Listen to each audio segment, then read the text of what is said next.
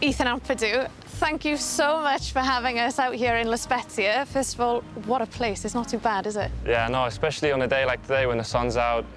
Yeah, easy for a walk like this. It's pretty nice. It's pretty nice. And from Venezia to Spezia, it's your second season in Italy. Why decide to stay? Apart from the obvious, of course. I mean, after last year, I think momentum-wise, I was growing more in Italy, and I just wanted to carry that on and obviously get more games under my belt. Ciao. I have a picture. Yes, no problem. No problem. And how's the Italian coming along? Any good? Better than last year. Not at the level I want it to be yet, but I still have to improve with that. If you ask my teammates, they'll probably say no, but I can definitely understand more than I did last year, which is good. And in terms of Spezia this season, Ethan, how's the season going? I know you're probably a bit closer to that relegation zone than you'd like to be right now. Yeah, no, definitely. We've had some truthful talks between us.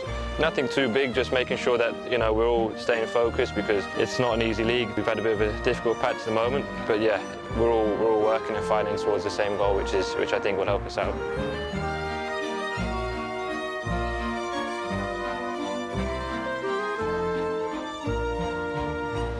Ethan, before we look forwards to 2023, we've got to look back on last year. There's only one place to start, the World Cup. What's the overall emotion when you look back at Qatar? To be honest, I think it's a bit mixed. Because of course the World Cup is everyone's dream from when they start to think about football and so of course that's like a bit of a check because you've been to the World Cup, you played at the World Cup, you made a childhood dream come true.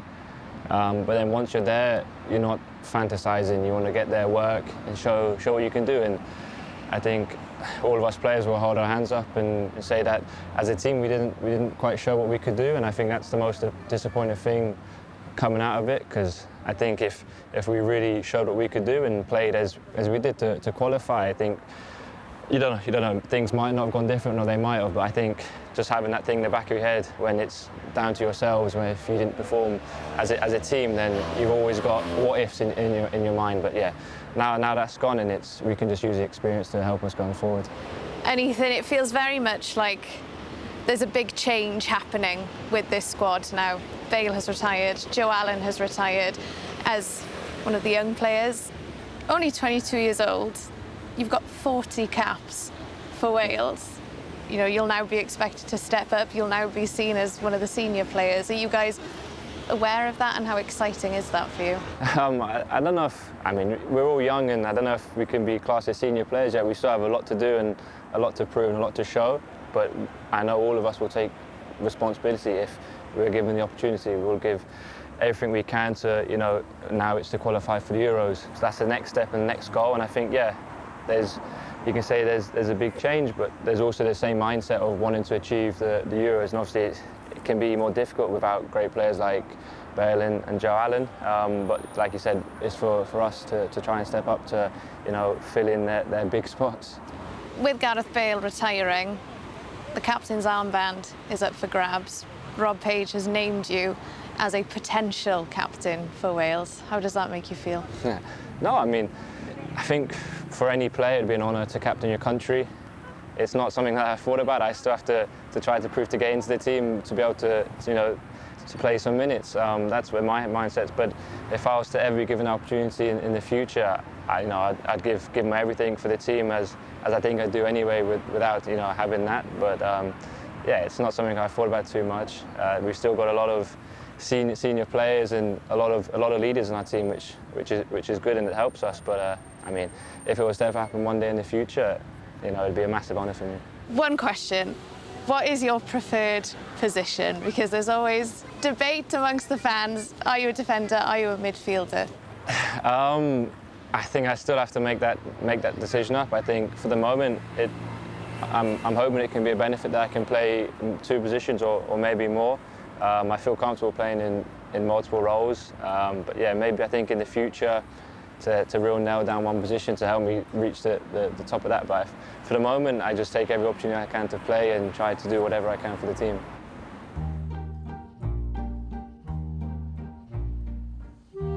And In terms of your club football, you've had experience playing in Italy, playing in Germany. What would you like from the future? Because of course, Chelsea are in the middle of your 3-year deal with them. What does the future look like, do you think? I'm not sure.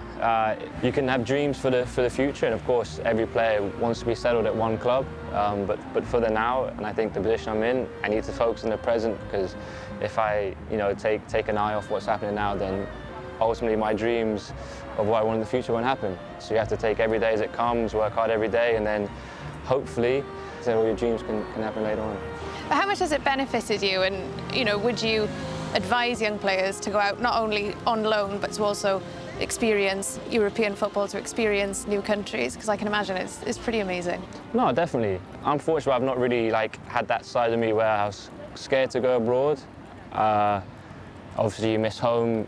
Fortunately, I've got my girlfriend and my son here, which helps massively. But yeah, no, I definitely advise going out, different leagues, different countries, getting the experience, because at the end of the day you have one football career and you want to experience as much and obviously try to win as much as you can.